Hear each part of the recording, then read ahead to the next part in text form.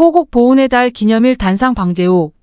보리는 익어 먹게 되고 모를 심는 절기인 망종 5일과 낮의 길이가 가장 기나지 21일로 함께하는 6월은 조국을 위해 헌신한 순국 선열과 호국 영령을 추모하고 그들을 가슴에 새겨 담는 호국 보훈의 달입니다.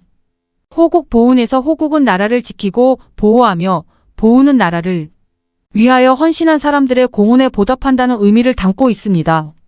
나라를 위해 희생한 많은 국가유 공자들의 공헌과 그 유족을 예우하기 위해 1963년에 지정된 호국 보훈의 달에는 의병의 날 1일, 현충일 6일, 610만세 운동과 610민주항쟁 10일, 제1연평해전 15일, 625전쟁일 25일, 제2연평해전 29일 기념일이 있습니다. 호국 보훈의 달을 맞아 현충일에 전쟁기념사업회가 1989년 삼각지에 건립한 전쟁기념관을 참배하고 순국 선열에게 헌화한 뒤 호국 보훈 기념일들에 대한 단상을 가다듬어 봅니다. 6월 1일 의병의 날은 적의 침략에 맞서 자발적으로 조직되어 싸운 의병들의 숭고한 희생정신을 기리고 국민의 나라사랑 정신을 고취하는 기념일로 2010년 2월 국회에서 의결되어 지정된 날입니다. 6월 1일은 임진왜란시 곽재우가 최초로 의병을 일으킨 1592년, 음력 4월 22일을 양력으로 환산한 6월의 첫날로 정해져 2011년부터 기념행사가 개최되고 있습니다. 우리 모두가 잘 알고 있는 6월 6일 현충일은 1955년 5월 26일 법령으로 6월 6일을 참전용사 기념일로 지정하였다가 1962년 국회에서 현충일 법이 제정되면서 현충일로 공식 지정된 법정 공휴일로 나라를 위해 목숨을 바친 순국 선열과 호국 영령들의 넋을 기리는 기념일로 올해 69주년이었습니다. 현충일에는 나라와 국민을 위해 자신의 소중한 목숨을 바친 이들을 위해 조기를 개항하고 오전 십시 추념 행사에 맞추어 하던 일을 잠시 멈추고 묵념하는 현충일 묵념 사이렌이 1분간 울립니다. 전쟁기념관 방문 시 묵념 사이렌이 울릴 때 경건한 마음으로 조국을 위해 헌신하고 희생하신 순국 선열과 호국 영령을 추모하는 묵념에 동참했습니다. 610만세 운동은 1926년 6월 10일 순종의 인산일, 장래일을 기해 일제 수탈 정책과 식민지 교육 정책에 대한 반발로 학생들이 전개한 독립만세 운동으로 1919년 30일 운동, 1929년 113광주 학생항일 운동과 함께 일제의 억압적 통치에 맞선 3대 독립운동으로 평가받고 있습니다. 6월 민주화 운동으로도 불리는 610민주항쟁은 1987년 6월 전국적으로 발발한 민주화 시위를 기리기 위해 제정된 기념일입니다. 1987년 1월 민주화 운동 관련 수배자들 조사 중 물고문으로 숨지게 한박종철 고문치사 사건이 발생하고 6월 9일에는 이한열 열사가 민주운동 중 경찰이 쏜 최루탄에 맞아 사망하는 사건이 발생했습니다. 610민주항쟁은 이 사건들로 6월 10일부터 시작된 범국민적 민주화 운동을 기념하는 날이며 이 운동을 통해 6월 29일 민주화와 대통령 직선제 개헌이 이루어졌습니다. 올해는 남북분단 79주년, 1950년에 발발한 6.25 한국전쟁 74주년이 되는 해입니다. 동족상잔의 비극으로 불리는 6.25 전쟁은 아직도 상처가 아물지 않은 우리 민족의 뼈아픈 역사입니다. 약 3년간 이어진 전쟁에서 국군과 유엔군을 포함해 178, 569명의 전사자와 555, 22명의 부상자, 28, 611명의 실종자와 14, 158명의 포로가 발생했고 민간인 사상자 100만여 명, 전쟁고와 10만여 명과 1천만 이상 가족을 남겼으며 70년이 넘게 지난 지금도 과거의 역사가 아닌 현재 진행형입니다.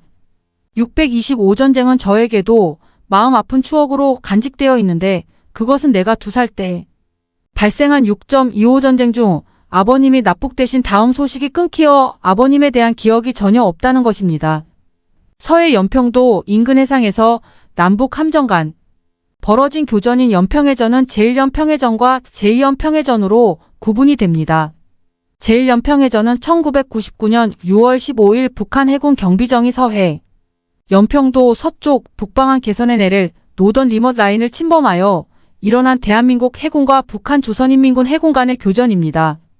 이 전투로 북한 해군의 경비정 1척 침몰, 5척 파손, 사상자 50전사, 20 부상 30여 명이 발생하였습니다.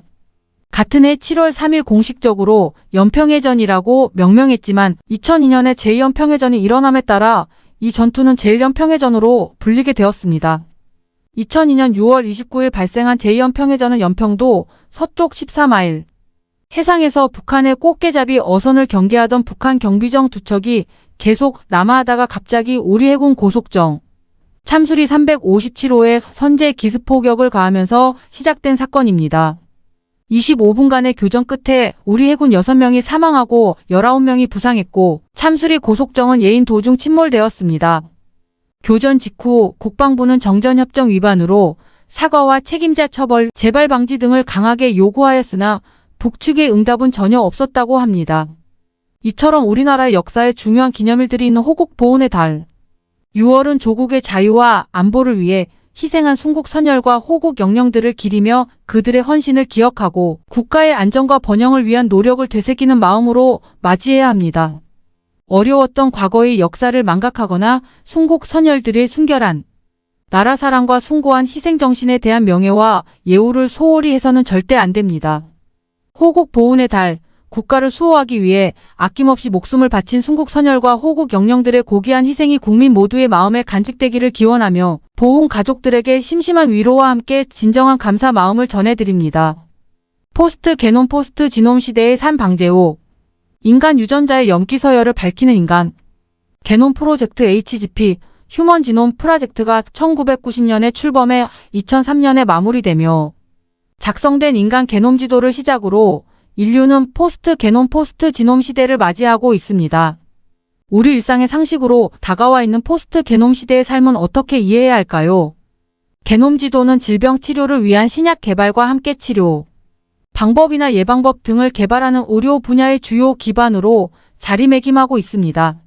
최근에는 생명공학기술 BT과 정보기술 IT 접목된 BT-IT 융합 연구가 포스트 게놈 시대의 주요 과제로 떠오르고 있는데 그와 함께 게놈 지도와 연관된 기술과 정보의 사용으로 발생할 수 있는 문제들에 대한 우려도 대두되고 있습니다. 생물세포의 염색체에 담겨있는 모든 유전자와 유전 정보를 일컫는 유전체 게놈, 지놈 연구 분야는 유전체학 지노믹스, 유전자 발현으로 만들어지는 단백질의 총체를 일컫는 단백질체 프로티옴, 연구 분야는 단백질체학 PROTO, MICS로 일컫습니다. 유전체학을 일컫는 지노믹스는 유전체 지놈에 학문을 의미하는 -ICS를 결합해 만들어진 용어입니다. 유전체학은 유전체의 기능을 다루는 기능 유전체학 펑크셔널 지노믹스와 유전체의 비교 연구를 수행하는 비교 유전체학 컴패러티브 지노믹스로 구분이 됩니다. 기능 유전체학은 게놈의 염기 서열 연구 결과를 기반으로 이미 밝혀져 있는 유전 정보로부터 어떤 단백질이 만들어지는가를 추적하고 그 단백질의 구조와 기능을 밝히는 연구 분야입니다. 인간의 유전체에서 유전자로 추정되는 부분은 전체의 2% 정도로 밝혀지고 있는데 질병 관련 기능 유전체 연구를 바탕으로 새로운 치료법 개발이 진행되고 있습니다. 비교 유전체학은 개인이나 인종 또는 생물 간의 유전체 정보의 비교를 통해 생체 기능의 차이를 밝히는 연구 분야입니다. 비교 유전체 연구의 기반이 되는 단일 염기다 형성 SMP, 싱걸, 누클리오타이드 팔리모피즘은 현재 여러 제약회사들의 관심 대상이 되고 있습니다. 비교 유전체 연구를 통해 개인의 체질, 유전적 성향, 의약품에 대한 반응 차이 등의 분석을 통한 맞춤의학과 함께 질병의 사전 예방 자료를 마련하는 예방의학 분야도 활성화되고 있습니다. 또한 사람과 유사한 유전자를 가진 침팬지와 같은 모델 동물의 유전체 연구는 앞으로 인간의 유전질환 연구에 크게 기여할 것으로 예견되고 있습니다. 단백질체학이라고 부르는 프로테오믹스 PROTO, MICS는 단백질 프로틴의 물체를 의미하는 -OM이 결합된 프로티온 단백질체, -ICS를 합성한 용어로 한 세포나 조직 또는 기관에 간직되어 있는 전체 단백질의 구조와 기능을 밝히는 연구 분야입니다. 유전자와 연관된 단백질체가 연구 대상인 단백질체학은 특정 단백질을 만드는 유전자 구명, 합성된 단백질의 기능 확인, 질병의 원인 구명이나 예방을 위한 사전 진단 등에 이용되고 있습니다. 많은 질병들이 유전자와 무관하게 단백질의 잘못 접힘 MISFOLDING나 상호작용, 비정상적인 기능 발현 말 펑크셔닝 등에 의해 나타날 수 있기 때문에 유전체학과 단백질체학 기술을 융합하는 연구의 필요성이 크게 부각되고 있습니다. 기능 유전체학 연구와 밀접하게 연관되어 있는 단백질체학은 앞으로 게놈 프로젝트보다 더 방대한 과제가 될 것으로 예상됩니다.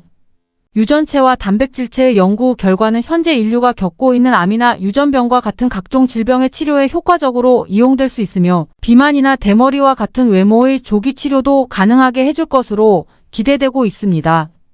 법의학에서 이용하고 있는 DNA 지문 분석은 범죄 현장에서 한 방울의 혈흔으로도 범인을 색출할 수 있게 해주며 친자 확인에도 이용되고 있습니다. 그리고 개인의 장기 손상을 대비한 각 개인에게 맞는 인공장기의 제조 연구가 진행되고 있으며 약을 지을 때 몸에 부작용이 없는 자신만의 맞춤약 조제와 함께 질병에 대한 사전 예방의 효율성도 많이 높아지고 있습니다. 게놈 프로젝트의 완성으로 만들어진 게놈 지도의 무분별한 이용에 따라 발생할 수 있는 윤리적, 법적, 사회적 문제들이 포스트 게놈 시대의 큰 우려로 다가오고 있습니다. 그 신뢰로 게놈 분석으로 얻어지는 개인의 유전 정보의 유출 문제, 유전 정보가 정치적 또는 사회적으로 부적절하게 악용될 수 있는 문제, 정상과 비정상 구분의 모호성 문제, 유전자의 무분별한 변형, 유전자를 이용한 생물체나 인류의 통제 문제 등을 들 수 있습니다. 생명공학 기술 활용에 동반해 발생하고 있는 생명윤리 문제는 전문가들에 국한되는 문제가 아니라 우리 인류 모두가 관심을 가지고 대응해야 할 과제입니다. 포스트 게놈 시대의 삶을 아름답게 열어가기 위해서는 앞으로 우리 사회에서 다양하게 이용될 생명공학 기술의 윤리적, 법적, 사회적 영향에 대한 바른 상식을 가다듬는 지혜가 필요합니다. 100세 시대 장수 리스크. 건강하게 오래 살고 싶은 것은 누구나 간직한 소망입니다. 이는 행복의 5가지 조건과 6가지 불행을 일컫는 오복육국이라는 말에서도 볼 수 있는데 오복 중 첫째가 장수이고 육국 중 첫 번째는 단명을 의미하는 흉단절입니다. 평균 수명의 연장으로 100세 시대라는 말이 풍미하며 2015년 유엔에서 전 세계 인류의 체질과 평균 수명에 대한 조사를 통해 사람의 평생 연령을 5단계로 나누어 보고한 바 있습니다. 이 보고에 따르면 0세 17세 미성년자, 18세 65세 청년, 66세 79세, 중년 80세 99세 노년 그리고 100세 이상은 장수노인입니다.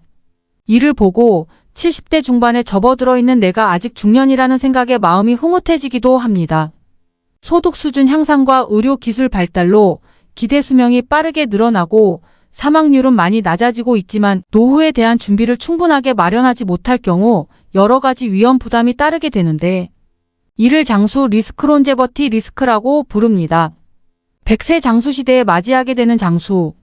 리스크는 은퇴 전에 마련해둔 생활자금이 부족한 무전장수, 각종 질병으로 활동이 힘들며 병원비가 큰 부담으로 다가오는 유병장수, 특별하게 할 일이 없어지는 무업장수, 배우자가 먼저 세상을 떠나 홀로 사는 독거장수 등 4가지로 구분이 됩니다. 돈 없이 오래 사는 무전장수는 결코 행복한 삶이 될 수 없습니다. 우리 일상의 3대 요소인 의식주는 모두 돈이 있어야 해결이 가능한 과제이지만 돈은 우리가 상상할 수 없을 정도로 냉정하고 단호한 특징을 지니고 있습니다. 그래서 돈 앞에서 비굴하게 행동해서는 안 되며 돈이 많다고 자만하는 것도 자제해야 합니다. 교과서적인 이야기이지만 생활자금 저축이 가능한 시절 여생에 사용할 자금을 마련하는 전략을 세워 실천하는 것이 무전장수에서 벗어나는 해법입니다. 병치레하며 오래 사는 유병장수는 어떻게 받아들여야 할까요? 아프며 오래 살 때 은퇴 후 자산 부족으로 생계 유지에 어려움을 겪게 될 수 있습니다. 그래서 나이 들며 경제적으로 여유롭고 몸이 건강하면 노년에 더 무엇을 바라겠는가라고 생각할 수 있지만 신체적 건강은 반쪽 건강이라는 말도 있습니다. 몸은 건강하지만 마음이 평온하지 못해 영혼 정신이 안정되지 않고 흔들리면 돈이 많고 몸이 건강해도 행복하게 지낼 수 없기 때문입니다. 특정하게 하는 일 없이 오래 사는 무업장수에는 어떤 의미가 담겨 있을까요? 우리 주변에 할 일들이 많기는 하지만 적극 찾아 나서지 않으면 절대 자신의 곁으로 다가오지 않습니다. 뒤를 돌아보지 말라. 어제가 당신의 발목을 잡을 수도 있다. 라는 말에서 보듯이 하고픈 일을 찾아 나설 때 가장 큰 걸림돌이 되는 것은 지난 과거의 잘못에 대한 생각에 얽매이는 것입니다. 과거에 집착하지 않기 위해서는 과거를 내려놓는 용기가 필요합니다. 일상에서 자신의 과거를 내려놓고 마음을 비우는 습관을 길들이며 자신이 진정으로 하고픈 일들을 찾는 시간을 가져보면 어떨까요? 잠시도 멈추지 않고 흐르는 세월에 따라 누구나 해가 바뀔 때마다 한 살씩 더 늘기 마련입니다. 언젠가는 혼자가 되는 것이 자연 섭리인 삶의 여정에서 세월이 흐르며 남편이나 아내가 먼저 저 세상으로 떠나 홀로 남게 되는 독거장수에는 어떻게 대응해야 할까요? 홀로 남아 매년 한 살씩 늘어가는 나이에도 혼자 즐길 줄 아는 사람은 몸과 마음이 건강할 수 있습니다. 나이가 들며 산책이나 음악회를 홀로 즐기고 식당에서 혼밥을 즐기기도 하며 지내는 습관을 길들여보면 어떨까요? 홀로 지내는 일상에 익숙해지며 몸은 마음의 언어라는 말에서처럼 마음이 즐거워지면 몸은 자연스레 즐거움으로 빠져들며 외로운 마음에서 벗어날 수 있습니다. 제3의 인생에 대한 인식 전환이 요구되고 있는 100세 시대의 행복한 삶을 위해 무엇을 어떻게 해야 할 것인가에 대해 누구나 잘 알고 있는 것 같지만 그것을 실천해 나가는 것은 생각보다 쉬운 일이 아닙니다. 100세 시대의 장수 리스크로부터 벗어나기 위해서는 건강수명을 위한 생활습관이 작심삼일로 끝나지 않도록 자신의 일상을 기록하는 습관을 들일 필요가 있습니다. 건강한 삶을 위한 방법 중 하나로 적응을 잘하는 생물이 살아남는다는 적자 생존이란 말을 적자 건강한 생존을 위해 라는 의미로 받아들여 실천해 보려 합니다. 장수 리스크에서 벗어나는 삶을 위해서는 한 살이라도 더 젊었을 때 자신의 건강 유지와 함께 배우자와 자녀를 비롯한 주변 사람들과의 만남과 배려에 대한 마음가짐을 가다듬어 볼 필요가 있습니다. 나이가 들어가며 새로운 배움을 통해 나를 변화시키며 일상을 당당하게 지내고픈 마음입니다. 그동안 살아온 삶에서 얻은 경험과 노하우를 활용해 지나온 삶의 여정에서 저지른 것으로 떠오르는 실수나 잘못을 만회하는 기회를 마련하고 제3의 인생에서 마주할 수 있는 장수 리스크에서 벗어나는 전략도 세워보고 있습니다.